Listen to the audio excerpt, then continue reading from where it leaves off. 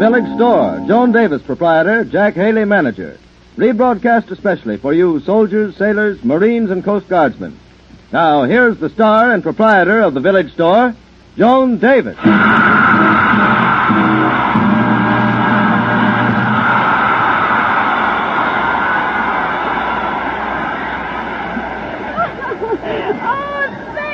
Thank you, girls. Girls, you know, it's so wonderful to appear here before you girls for a change. You know, I entertained at Army camps, and all that those men think about is women. But here it's different. You waves have something more important to think about. Men.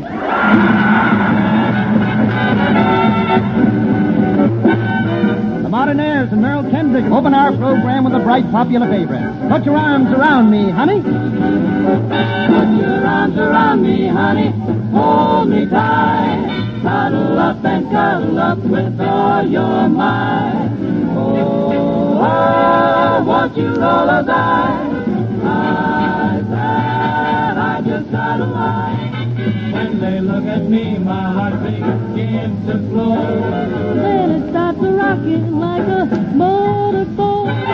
Oh, I never knew any girl like you. Now put your arms around me, honey. Cuddle, snuggle up tight. Oh, won't you all right? Oh, I got out of line. Those eyes. When they look at me, my heart begins to go. Let it start to rocking like a top-side motorboat. Oh, I never knew any girl like you.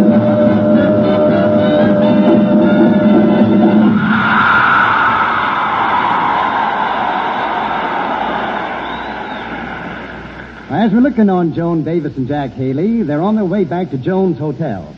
Jack has just treated Joan to lunch at the Automat. Gee, Jack, they have a very peculiar way of serving coffee at the Automat, don't they? What do you mean? Well, first you have to put a nickel in the slot and pull a lever before the coffee comes out. Well, what's wrong with that? Well, by the time I climbed up on the shelf, twisted my neck around, and got my mouth under the faucet, the coffee was all gone. Oh, Joni, gee, you're a regular hick. Anybody knows you're supposed to get up on the shelf first, then open your mouth, and then put the nickel in. Say, Jack, let's walk a little faster. I have a date at the hotel with an eminent psychologist. He's going to help me prepare for an examination. What examination? Well, you might as well know. I'm going to join the waves. Yes, sir. What do you think of that? You a wave? Mm-hmm. Why, you'd look like a Ginny the Ninny of the first platoon. Is that so? Well, I already applied, and I have to report today for an examination at the Waves Training School. But I tell you, you won't get in. You've got to be intelligent. You've got to pass an aptitude test. Well, so what? There's nothing wrong with my aptitude. I eat like a horse.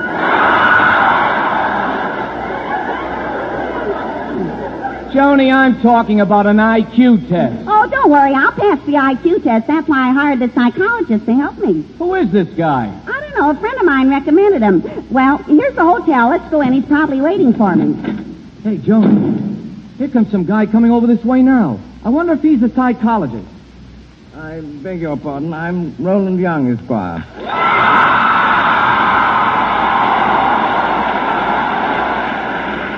Who did you say you were? I'm Roland Young, Esquire. How do you do? I'm Jack Haley. Look, pick, click, peek in the Saturday Evening Post.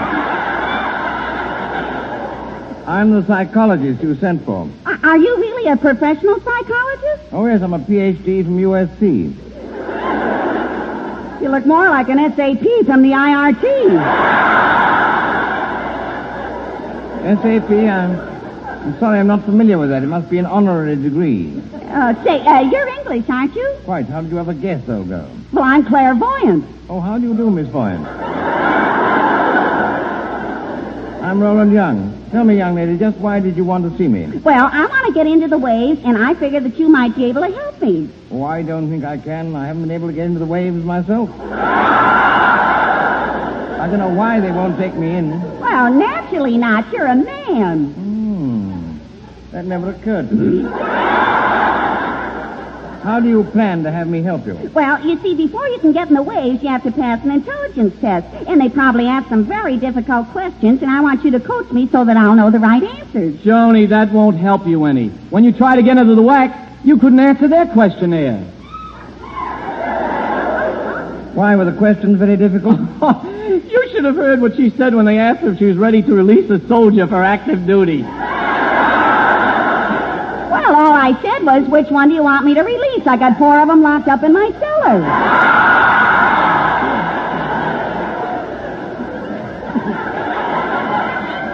No, that doesn't seem like the right answer. Miss Davies, I don't know very much about this, but I have a friend in the Navy who might. I'll call him. Where's the phone? Why don't you go up in my room? You can phone from there. Right, I'll be back in a moment. Oh, gee, Jack, I can hardly wait to get in the waves. I'm sure I'll look good in their cute little off-the-face hats. And why not? Everybody says I have an off-the-face face. Joni, look who's coming across the lobby. Penny Cartwright. Oh, I can't go anywhere without running into that snooty Penny. Hello, Jack. Hello, Miss Davis. Well, Miss Davis, you look all excited. Well, I am rather excited, kid. You see, I'm going to join the waves. What do you think of that? Well, all I can say is piffle. Oh, great. 8 years of grammar school, 4 years of high school, 2 years of college, and all she can say is piffle. Miss Davis, your being a wave is a ridiculous sort. Why, you haven't the background for the Navy. Who hasn't? Why, my father used to be in the Navy, and he'd still be in it if he hadn't been kicked out just for obeying an order. Kicked out for obeying an order? Yeah, one day he was lying around on the ship when his commander came on board with his wife. A petty officer turned to my father and said, "Hit the deck, sailor." And that's when Pop got in trouble. How? Well, Pop thought he said, "Hit the wreck," and he beat the tar out of the commander's wife. Yeah, and not only that, my ex-boyfriend was a sailor. Ex-boyfriend? Mm-hmm. I might have known you couldn't hold a man. Well, it wasn't my fault. The last time he came in from a cruise, I went down to meet him, but when his ship docked, he just left me standing there and walked away with a girl in uniform. He came in with the tide and went out with a wave.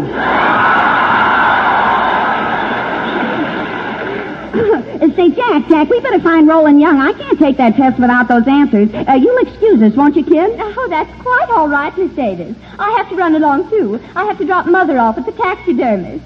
Why, did your father knock the stuffing out of her again? Well, so long, kid.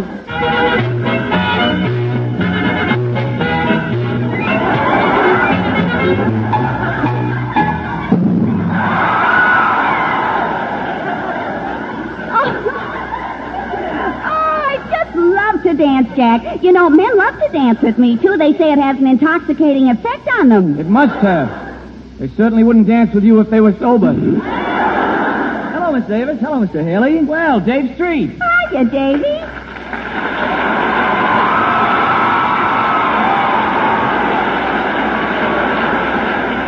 Davy, how are you enjoying your first trip to the big city? Oh, it's swell, Miss Davis, but gee, I'm tired. I spent all morning in the mines under Lexington Avenue. The mines? Yeah, it's dangerous down there with those mine cars whizzing by. I was almost killed. Oh, brother, look, kid, I don't want to disillusion you. Disillusion you. But you were in the subway. Subway? What's that? The subway? Yeah. It's a city-owned boot camp for civilian commandos.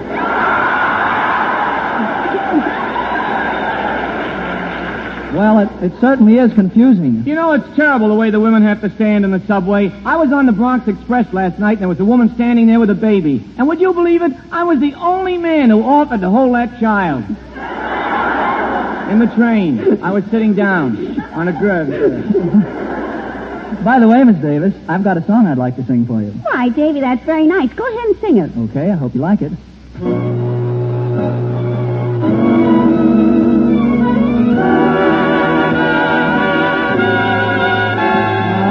I'm not much to look at, nothing to see. Just glad I'm living and lucky to be. I've got a woman crazy for me. She's funny that way. I can't save $1, and I ain't worth a cent. But why should she holler? She live in a tent. I've got a woman crazy for me. She's funny that way. Though she loves to work and slave for me every day, she'd be so much better off if I went away. But why should I leave her? Why should I go? She'd be unhappy without me, I know. I've got a woman crazy for me. Yes, she's funny that way. She's funny that way.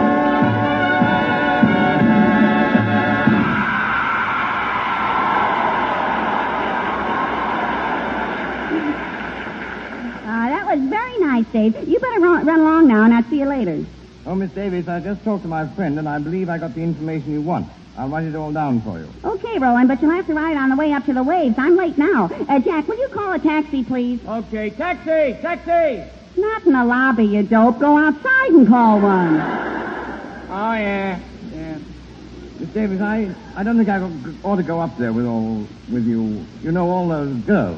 Well, what's the matter? Are you afraid of girls? Oh, on the contrary, I'm afraid of the effect I might have on them.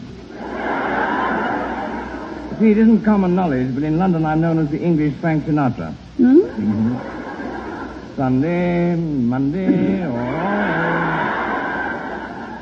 you can readily see what that'll do to the girls.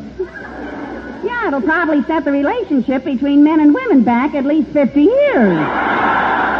Here's the cab, Joni. Okay, let's go, Roland. Oh, very well. Come on, we better hurry. Get in the cab. Where to, folks? We want to go up to the Bronx.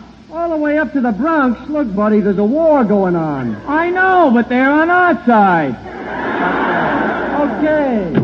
Well, Roland, you better start writing those answers down. Very well, I'll just jot them down on this piece of paper here. No, I better not use this paper. It's an application to adopt a baby. You're adopting a baby? No, it's from my brother and his wife. I'm supposed to sign it as a witness and mail it. Well, please, will you write down those answers to my wave questionnaire? And driver, can't you go a little faster? Okay.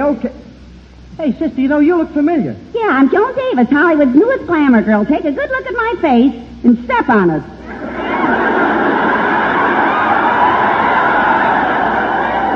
Looks like someone beat me to it, huh? Some joke. Now, just a minute. I'll report you for this. What's your name? My name? Peter Donald. Telling jokes on the radio is kind of my hobby. See, you make more money with a cab. Say, did you ever hear the one about Gertrude Gowanus and Sadie DeKalb, two belles from Brooklyn? And, oh, what character. This Sadie, matter of fact, she played post office with so many soldiers, they called her APO. That means any possible opportunity. And anyway, these two gals from Brooklyn, they're walking along the street, you see. They're walking along, having a fine time. All of a sudden, Sadie sees two little midgets from the circus. And she says, oh, Gertrude, oh, look, isn't it awful? I'm so upset, I'm so appalled, I don't know what to say. The other one says, gee, I don't see nothing good. She says it's just two little midgets from the circus. She said, oh, thank goodness, for a minute I thought they were rationing men.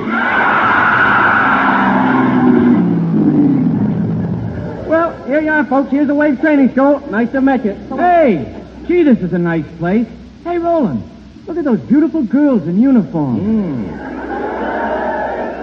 These waves can roll up on my beach anytime. Oh, boy, look at that cute one over there. I never thought I'd live to see the day when I'd whistle at a sailor. Oh, listen, you bronze bow bros. Why don't you go in and see if they're ready to give me my test? I'll wait out here. Okay, Joni, come on, Roland. Right with you, old boy. Oh, gee, it's going to be swell to be a wave. Of course, I'll have to give up my boyfriend. Waves don't go out with men. Some ill-informed civilian once told me. Of course, there's only one boyfriend I'll miss. That's Joey. Joey's my one love. He's my man. I think I'll sing about him. Oh, my man, I love him so. He'll all my life is just despair. But I don't care. Yes, oh yes, he's my man. He's wonderful. He used to be so romantic. You know, every day he'd send me a little remembrance from his very own flower garden. He was trying to worm his way into my affections. I didn't win him, but at the end of the year, I had 365 worms. And I'll never forget the night of my 18th birthday party. The streets were wet, and my boyfriend said it was unhealthy to get one's feet wet. He was just like Sir Walter Raleigh. He spread out a lovely camel hair coat over a big puddle, but I still got full of mud. He should have spread out the coat. He shouldn't have spread it out until I took it off.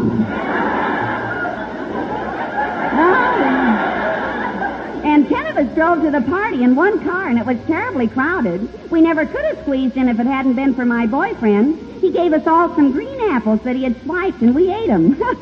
Then we took turns doubling up in the back seat. That's what you like.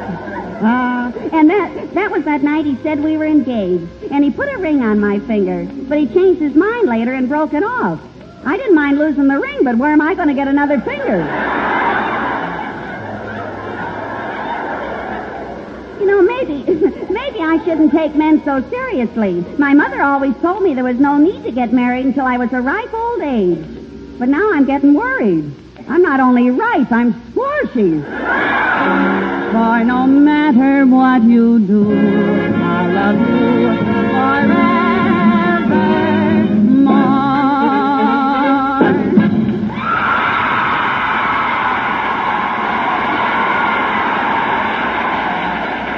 Hey, Joni, they're all ready for you. I guess who the examining officer is. Who? Mrs. Blimp.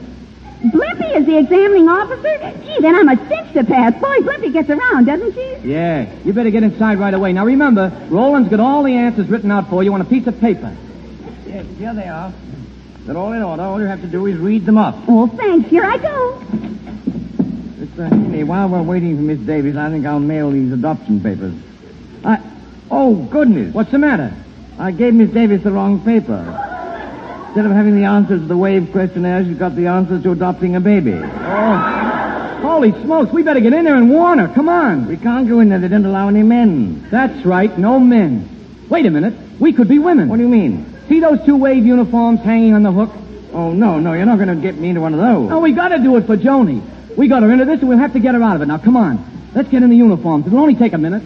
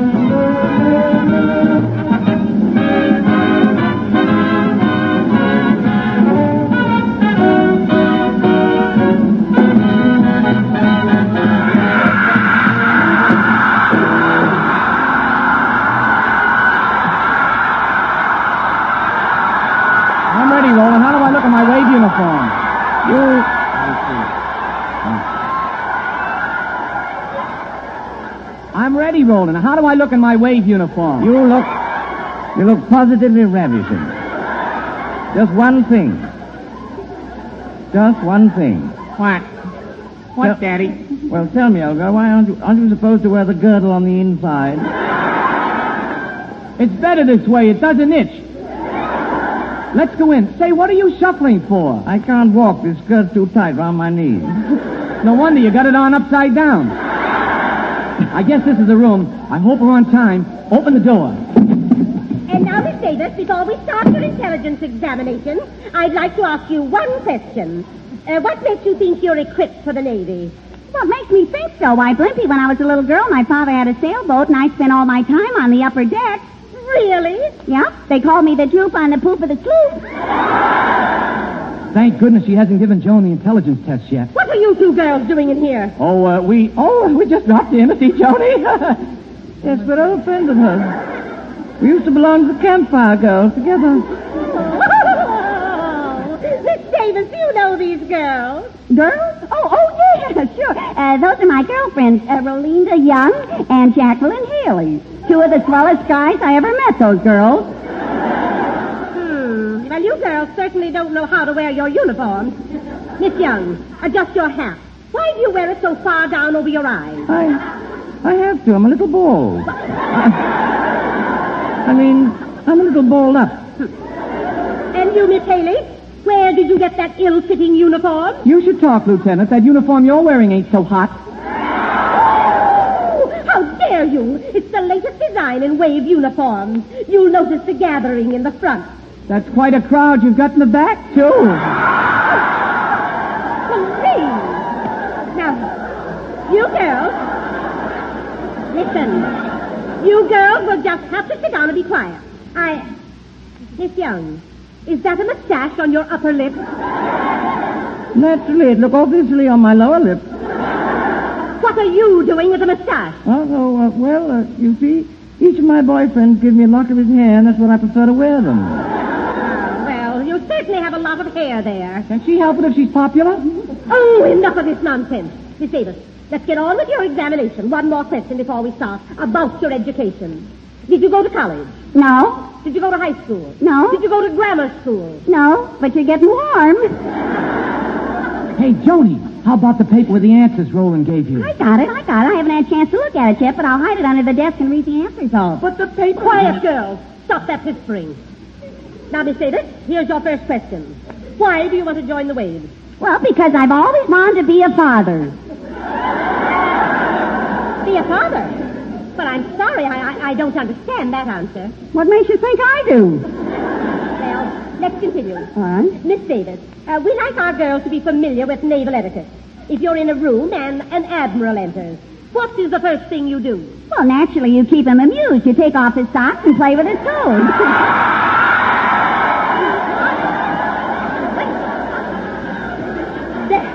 That's a very strange answer. Wait till she hears the next one. Now, Miss Davis, what does a wave do when meeting a naval officer on the street? Well, after feeding him, you throw him over your shoulder and burp him.